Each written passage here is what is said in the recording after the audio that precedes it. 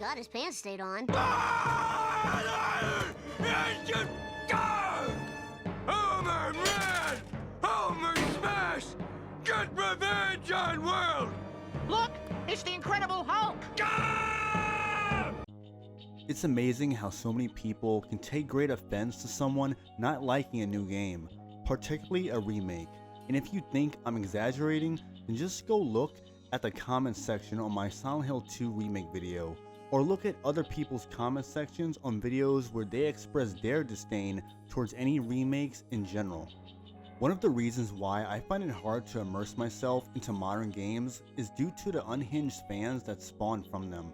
And I'm not just talking about new fans like casuals getting into a series or a genre, but I'm also referring to the fans that have been gaming for decades, the ones that seem to have forgotten what quality games used to look like and are constantly on the front lines for shady companies that put out low quality games and DEI propagandist dumpster trash.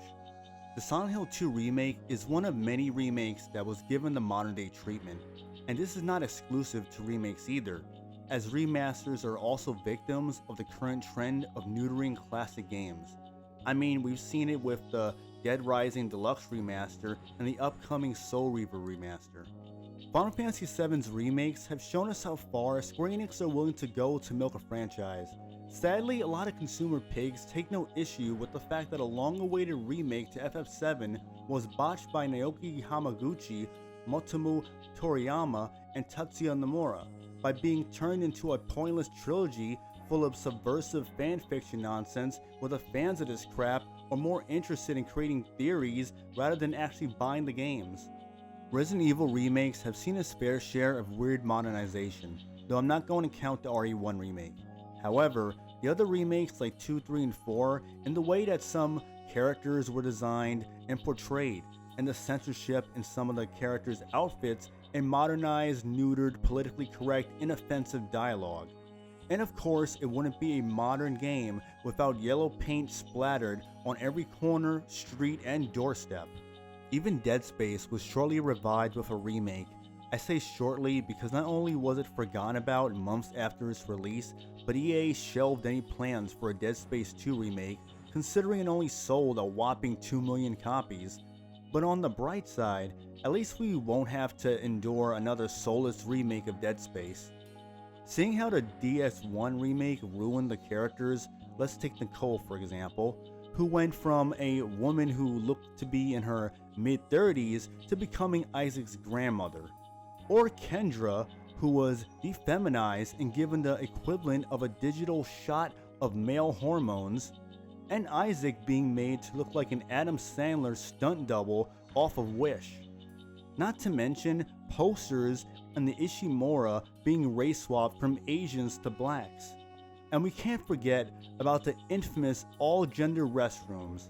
Ah yes, a game remade in 2023 with ideological propaganda that was not present in the 2008 original. But not surprising after all this is par the course for EA and their activist developers. Dragon Quest III HD 2D Remake has been censored for the modern audience, along with changing the main character selection from male and female to bi-type 1 and 2. It's so bad that when the creator of Dragon Quest, Yuji Horii, expressed his frustration with how the West has negatively affected the East. And of course, some of the alleged Dragon Quest fans ran to social media to call Horii a 70-year-old man who made a series they supposedly love a Nazi and a chud, further proving his point and showing how pathetic these lunatics can be. Now this brings me to Silent Hill 2 Remake. I wanted to further explain my disdain for it and elaborate more on my reasoning and to address the remake cult. So SH2 Remake is Bloober Team's first game with actual dynamic real gameplay, which is obviously what surprised people the most. The fact that Bloober Team managed to simply make a game that uses all the buttons on a controller and involves more gameplay than just walking and examining things? Wow, what a high bar they've set. Let's give Bloober Team a round of applause for making a game that wasn't a walking simulator. This really is one of the greatest remakes ever. Bravo.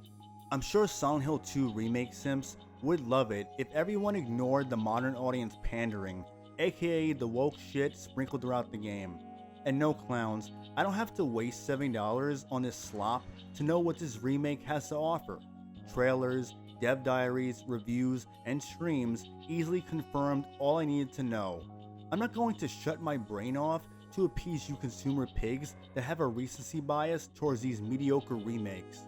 It's funny seeing people claim that me or anyone else can't criticize the Silent Hill 2 remake, yet have no problem getting hyped for games before they release, through posts expressing excitement and saying how the game looks like a Game of the Year contender, or reaction videos and anticipated Games of the Year videos.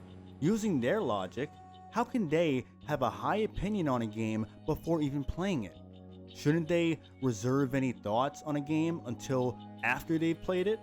I already went over Hit Detection's involvement with the Silent Hill 2 remake and one of the consultants there, Jacob Geller, having posts on X of him showing how he really feels about gamers. And to make things clear, in case anyone wants to pin the connection between Hit Detection and Silent Hill 2 remake to Konami, no, this is all on Bloober Team.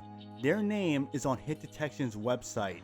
Yes, you shills have to accept the fact that Bloober Team works with activist consulting firms, most likely because Bloober Team themselves have activists in their studio. Besides, it's not like they won't be the first Polish studio to become woke sellouts. As for the reception from the games media and access media YouTubers towards Silent Hill 2 remake, it shows how brain dead and biased that you people are, taking what sites like IGN say at face value when it becomes convenient. Same with the Access Media YouTubers. I remember Access Media giving glowing previews and reviews to games like Starfield and Star Wars Outlaws. So, for all we know, Konami flew a few influencers to Disneyland. Either way, it's been well established, most of these people will do whatever they can to secure review codes and all paid expenses trips. Perhaps the Silent Hill 2 remake apologists can explain the censorship. Why was Maria covered up compared to how she looked in the original Silent Hill 2? Also, why was her tattoo moved from her lower abdominal to her upper chest area near her clavicle? Why didn't she bend over to open a door to Heaven's Night with James checking her out, which was actually relevant to the themes in the game like in the original? What was the purpose of her finding her original Silent Hill 2 outfit? And what's with her face? It's like Bloober Team didn't give a fuck about Maria's character and decided to go with their own headcanon that disregards what the original intended to do. If Bloober Team was able to recreate Maria's outfit as a way to tease and mock original fans by practically saying, haha, you guys can't have this, then why couldn't they have made Maria's original Silent Hill 2 outfit be the default outfit instead? After all, James and Angela's outfits look almost identical to their original outfits. But the truth is, we all know why Maria looks and acts differently in SH2 Remake. The reason being that Konami didn't want people to remember what once was, and have Bloober Team adapt Silent Hill 2 for a modern audience and revisionist history. We already know what Bloober Team did with James and Angela's faces. I'll add Eddie to the list, because he looks fatter in the remake compared to the original. I failed to mention that in my first Silent Hill 2 remake video. Also, Angela looks better in the art book for the remake than she does in the game, making it more apparent that Bloober Team purposely made her look ugly. I know you virtuous hypocrites will screech, "She's a victim of sexual assault." Save me the pearl clutching. In the original game and in the freaking art book for the remake, she looks notably better than the modern audience Angela. People pointing out how horrendous characters like Angela look does not mean that anyone wants to bang a fictional character. What is actually happening is that we're pointing out an obvious agenda among the games industry. Sorry, not sorry, some of us notice patterns while the rest of you actively choose to be retarded.